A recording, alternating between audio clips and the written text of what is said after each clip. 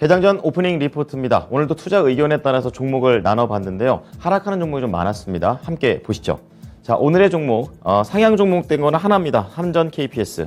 그리고 유지가 된 거는 KTNG, LX 인터내셔널, BH, 현대글로비스, SKC고요.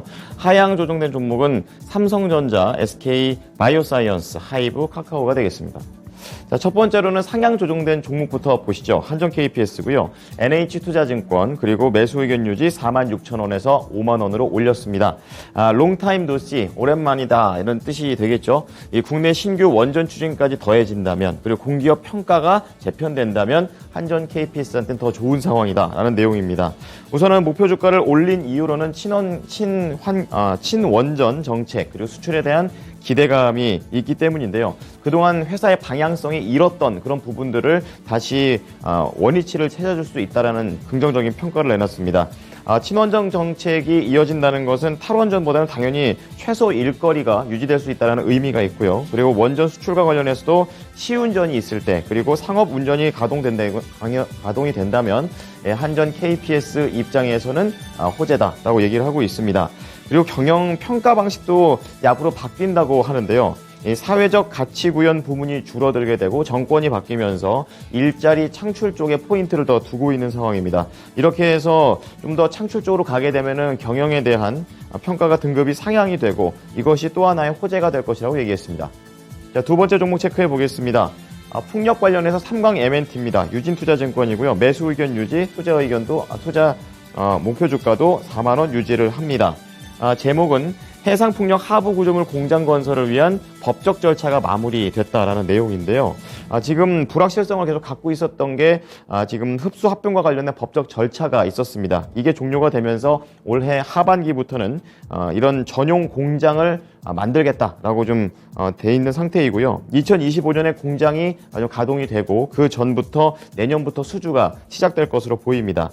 이제 전쟁으로 인해서 유럽뿐만이 아니라 아시아에 있는 이런 국가들도 계속해서 풍력에 대한 기대감을 가지고 있고 수주가 들어오기 때문에 긍정적인 환경이다 이렇게 얘기를 했고요. 두 번째로 볼 게 차별화된 실적과 전방 사업에 주목하자라는 내용입니다.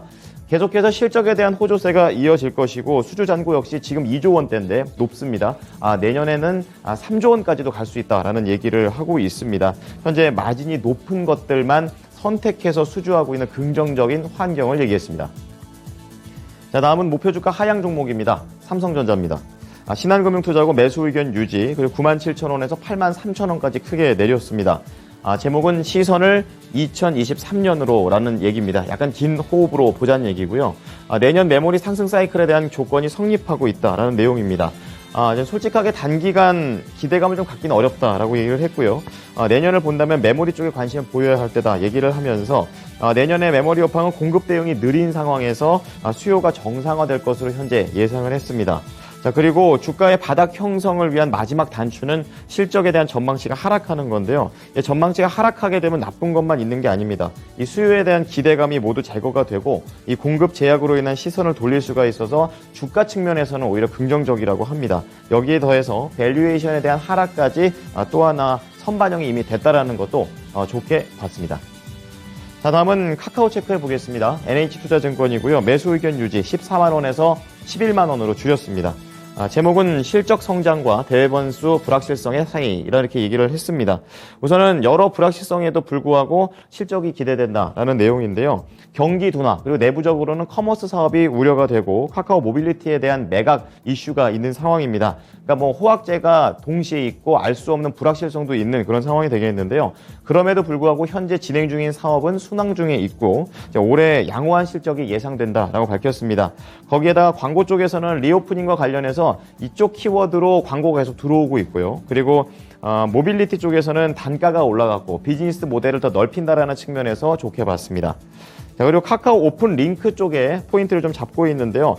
새로운 신사업 쪽으로 보시면 되겠습니다. 현재 카카오 유니버스라는 것을 좀 공개를 한 상태인데요. 카카오가 지금 갖고 있는 여러 가지 사업들을 한데 묶은 그런 내용이 되겠습니다. 이렇게 생태계를 키우게 된다면 신규 광고도 더 늘릴 수 있다는 관점에서 카카오를 좋게 봤습니다. 자, 그리고 마지막으로 하이브 체크해 보겠습니다. 최근 좀 크게 흔들린 그런 모습인데요. 현대차증권에서 이제 후속 지금 리포트를 냈습니다. 매수 의견 유지, 그리고 40만 원에서 28만 원까지 내렸습니다. 6개월 앞당겨진 BTS 완전체의 휴지기라고 했습니다. 쉰다는 얘기고, 지금 2분기 최대 실적은 계속 나올 것으로 보이는데 내년에는 아무래도 BTS 이런 완전체가 없기 때문에 흔들릴 수 있다는 가능성을 제기했습니다. 우선 실적은 BTS 6월 신보, 그리고 세븐틴의 5월 신곡과 르세라핌의 데뷔가 성공적이다라는 것을 근거로 들고 있고요. 안타까운 거는 4월에 있었던 BTS의 공연과 5월 공연이 지금 이미 다 반영이 된 거기 때문에 하반기 때는 어쩔 수 없이 두 자릿대의 감익이 전망된다라고 얘기를 했습니다. 그리고 내년에는 BTS 솔로와 유닛, 그리고 세븐틴의 성장에 따라서 결정될 거기 때문에 좀 더 지켜보자는 관점입니다. 자, 그리고 두 번째로는 음반에 대해서는 큰 문제가 없다고 합니다. BTS의 이런 공백 자체가 시장이 걱정하는 만큼은 아니다라는 게 골자가 되겠고요. 또 유닛과 솔로 활동을 하더라도 800만 장 이상 연간 가능하다라는 관점입니다. 공연으로도 모객력이 충분하다라는 것을 조심스럽게 전망을 했습니다. 지금까지 오프닝 리포트였습니다.